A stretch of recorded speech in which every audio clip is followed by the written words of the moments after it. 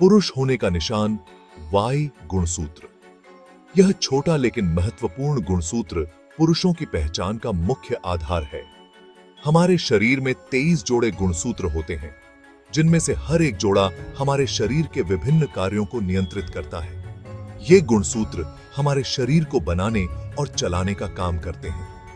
हर गुणसूत्र में हजारों जीन होते हैं, जो हमारे विकास और कार्य प्रणाली को निर्देशित करते हैं। इनमें से एक जोड़ा, जिसे लिंग गुणसूत्र कहा जाता है, यह तय करता है कि हम लड़का होंगे या लड़की।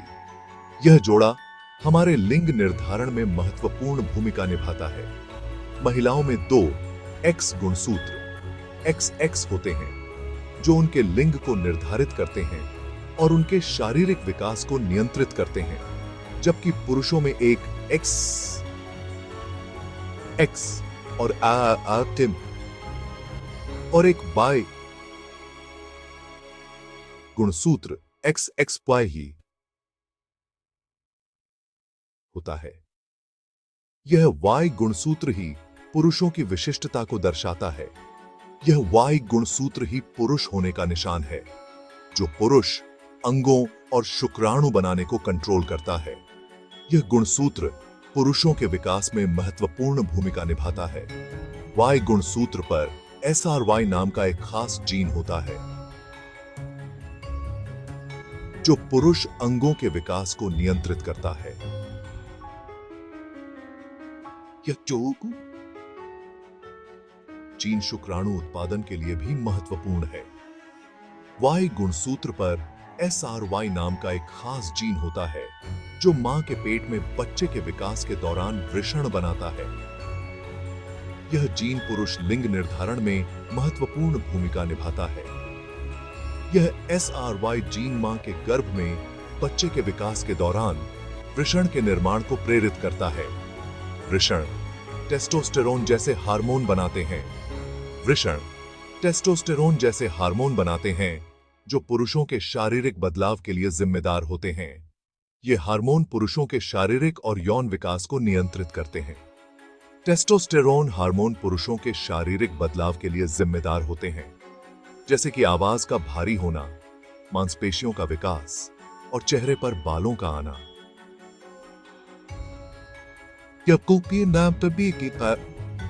यह हार्मोन पुरुषों के यौन स्वास्थ्य और प्रजनन क्षमता के लिए भी महत्वपूर्ण है। कमजोर होता योद्धा Y गुणसूत्र का क्षरण।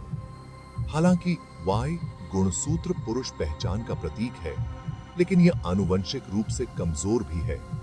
दूसरे गुणसूत्रों के विपरीत Y गुणसूत्र पुनर्संयोजन नामक प्रक्रिया से नहीं गुजरता है, जो आनुवंशिक सामग्री को मिलाकर उसे ठीक करता है।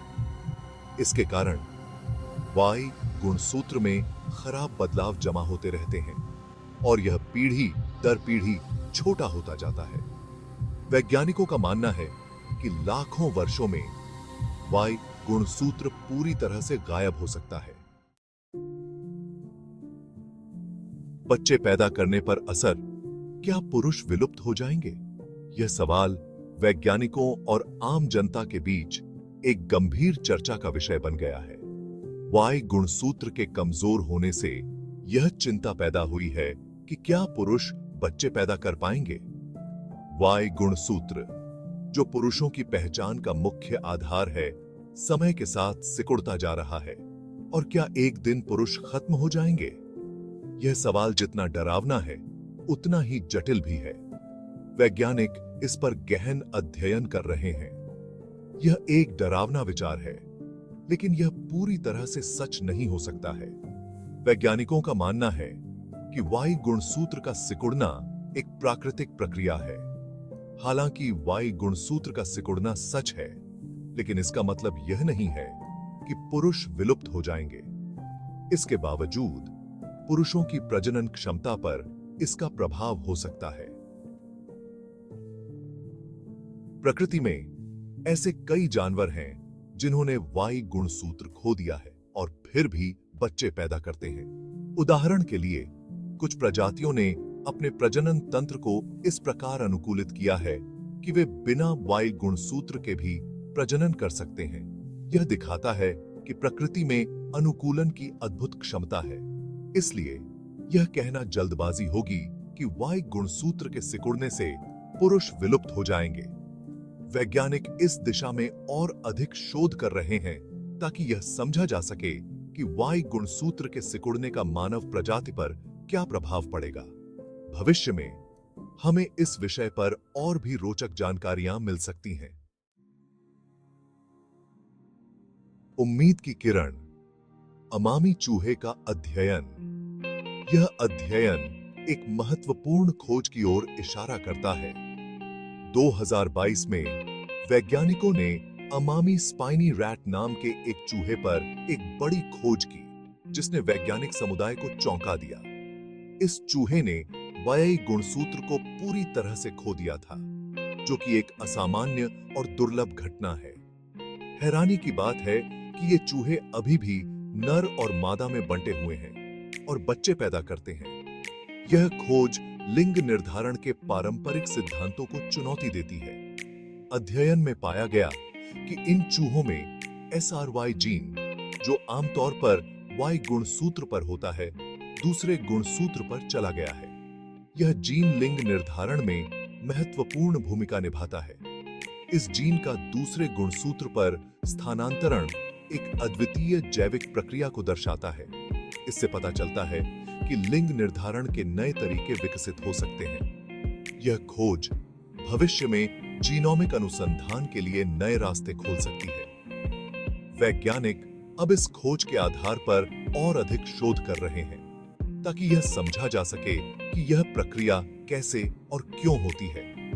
यह अध्ययन न केवल चूहों के लिए बल्कि अन्य जीवों के लिए भी महत्वपूर्ण हो सकता है। इस खोज से यह संभावना है कि हम भविष्य में लिंग निर्धारण और जीनोमिक्स के बारे में और अधिक जान सकेंगे। अमामी चूहे का अध्ययन हमें प्रकृति की जटिलताओं और उसकी अनोखी प्रक्रियाओं को समझने में मदद करता है।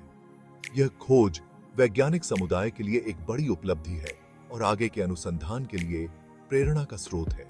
अमामी चूहे का अध्ययन जारी है और हमें उम्मीद है कि इससे और भी महत्वपूर्ण जानकारियां मिलेंगी। नए जीन, नई संभावनाएं, लिंग निर्धारण का भविष्य। अमामी चूहे का अध्ययन इस बात का सबूत है कि प्रकृति में लिंग निर्धारण के और भी तरीके मौजूद हैं। यह मुमकिन है कि इंसान भी भविष्य में लिंग निर्धारण के नए जीन विकसित कर लें। यह एक धीमी और जटिल प्रक्रिया होगी जिसमें हजारों या लाखों वर्ष लग सकते हैं। इस दौरान वैज्ञानिक वाई गुणसूत्र के कमजोर होने के असर को कम करने के लिए नए तरीके खोजने में लगे हुए हैं। जीवन की अनोखी कहानी, वाई गुणसूत्र के बिना भी प्रजनन।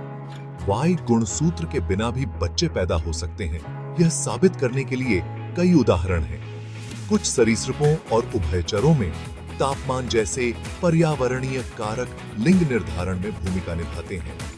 कुछ मछलियों में एक ही जीव अपने जीवन के अलग-अलग समय पर नर और मादा दोनों लिंगों के साथ रह सकता है। ये उदाहरण दिखाते हैं कि प्रकृति में लिंग निर्धारण के कई अलग-अलग तरीके मौजूद हैं।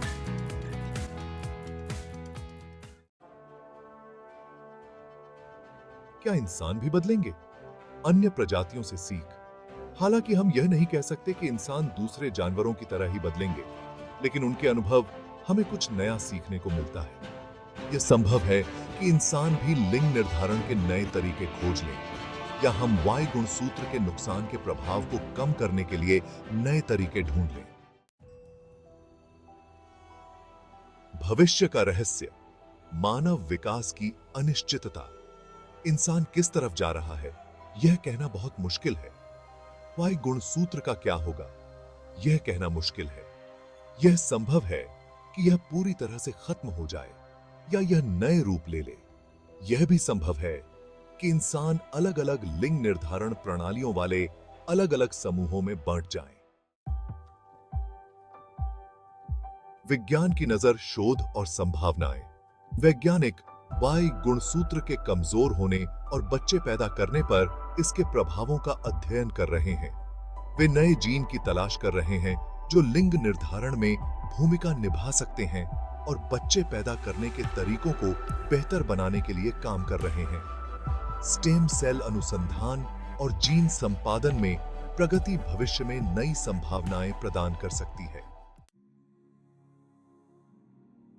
निष्कर्ष, ई गुणसूत्र की कहानी अभी बाकी है।